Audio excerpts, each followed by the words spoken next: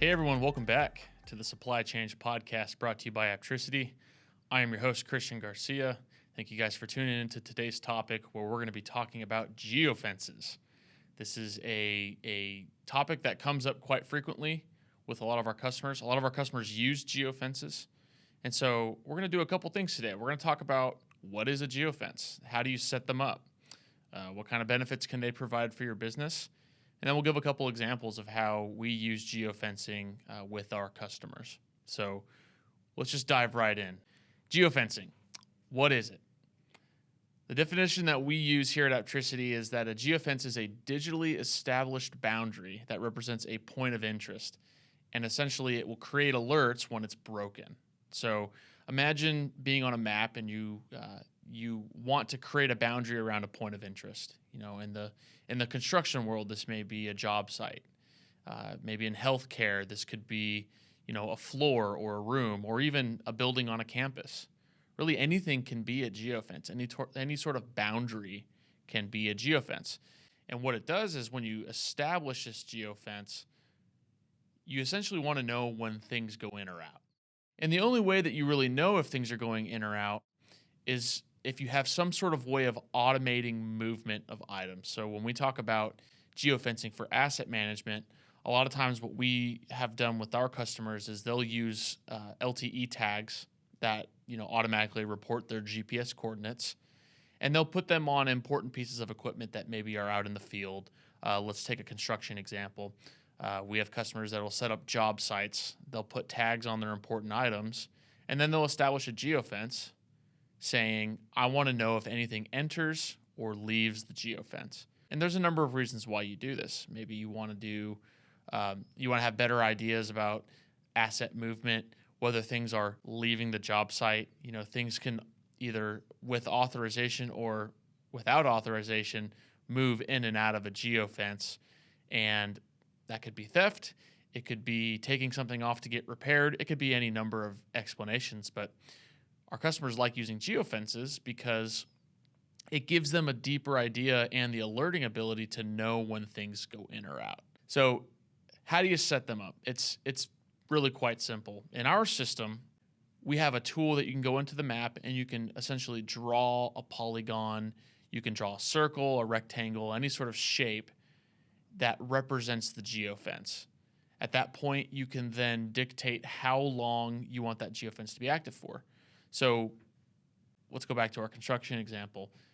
Perhaps you're only at a job site for a couple of months. Well, your geofence doesn't need to be a permanent geofence, right? You can have it just last the length of that specific project. Well, maybe you have a building, right? Maybe now we're talking about healthcare and you're at a hospital, right? That building's pretty much going to be your building. And that's where you're tracking your assets and inventory. So you may set up a permanent geofence because you know that that's always going to be something you want to enforce. In our system, you can use things like building boundaries as a geofence.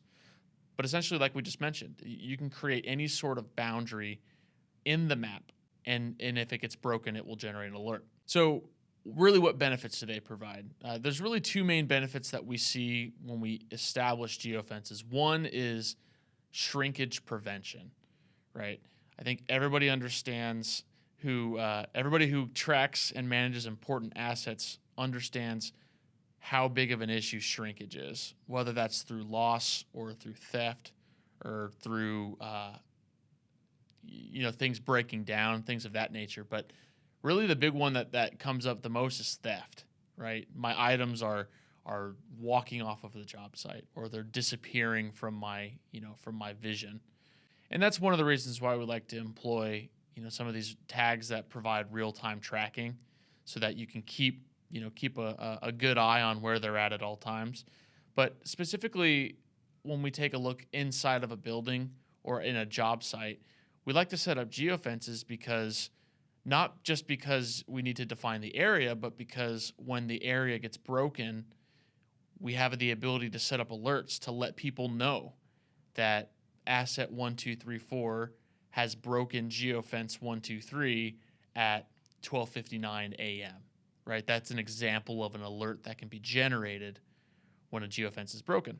And what this allows people to do is take action, right? I think that's ultimately the benefit of any system specifically an asset management system, is that it needs to be proactive in letting you know if something is about to happen, right? You can set up alerts to say this item's getting close to the geofence if you want to be a little bit quicker to react. So our customers like to use geofences because it gives them that extra layer of security in understanding if items are leaving the job site. Now, what we mentioned before, and it does still ring true, is that there has to be some way of automating asset movement, because obviously if there's no way that that's automatically happening, then an item will only ever leave a geofence if you go in and manually update its location, right? That's not really a helpful solution, because the whole point of the matter is that you want these things to happen without having any manual interaction. So that's why a lot of times geofences are paired with our tags that provide real-time location services. So that way it's not somebody going into the computer and typing, okay, this asset used to be here, now it's here. That's all, happening automatically. That can happen through any tag that has a GPS antenna on it. It could also happen if you set up controllers, our fixed readers, our edge devices, in points of interest. So if items are moving, by those controllers and they're tagged, then the scanner will pick it up and say this asset is now at this location. You may want to know. You may set up controllers in areas that are close to breaking that geofence, so that again you can provide that extra layer of security. The other area where we see geofences being used is in access control.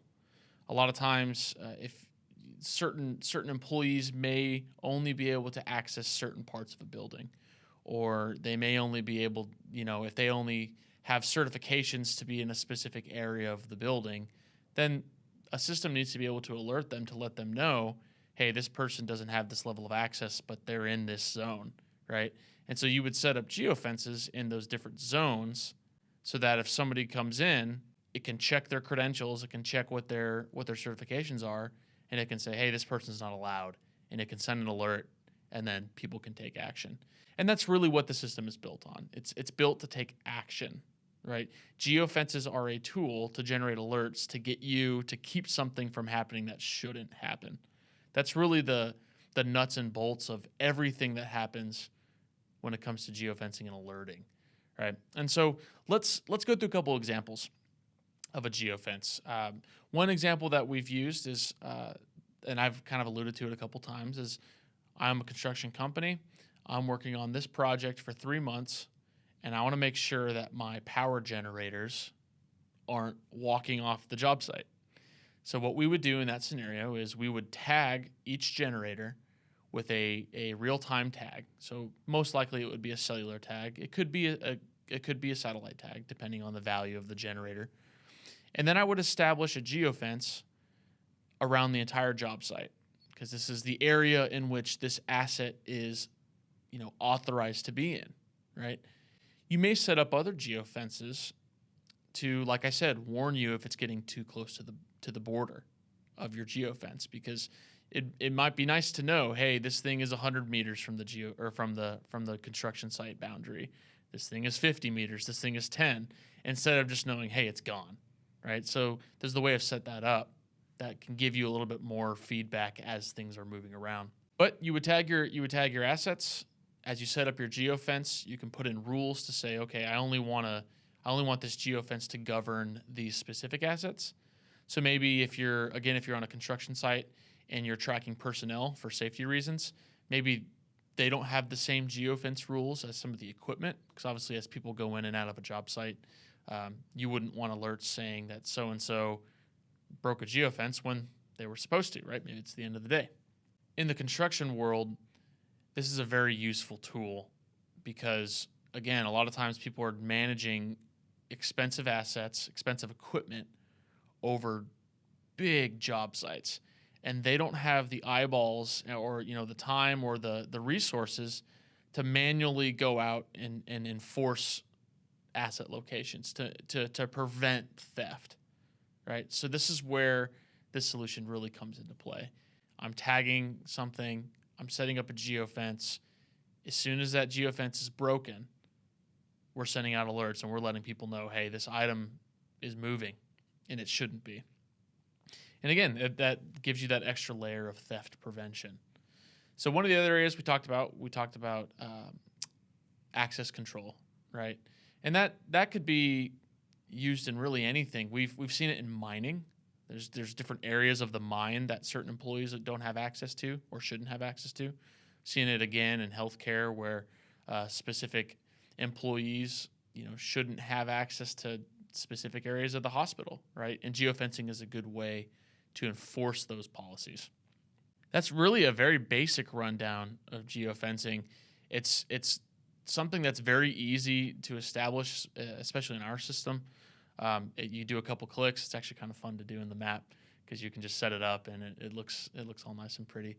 But it's really, again, it's a useful tool for shrinkage and access control. So we recommend using it specifically in conjunction with real-time tags because, like I said, if you're manually having to go in and update, it's only as good as the last update, right? You want those things to automatically be happening. So that's really a brief rundown on geofencing. I know this is a bit of a shorter episode today, but we just thought we'd introduce some of these topics. Some of these episodes aren't going to be as long because there's not as much to talk about. So we'll have some of these smaller bite-sized episodes where we dive into topics and explain them out. And then potentially we will revisit this topic in the future, maybe with an interview or a bit more feedback from some other people who have used geofencing to help their businesses out. So that's all we have for today's episode. Thank you guys for tuning in. If you like today's podcast, please like and subscribe. Follow us on our social media platforms. We'll be putting out episodes once every 2 weeks. Thank you guys for tuning in, and we will see you next time.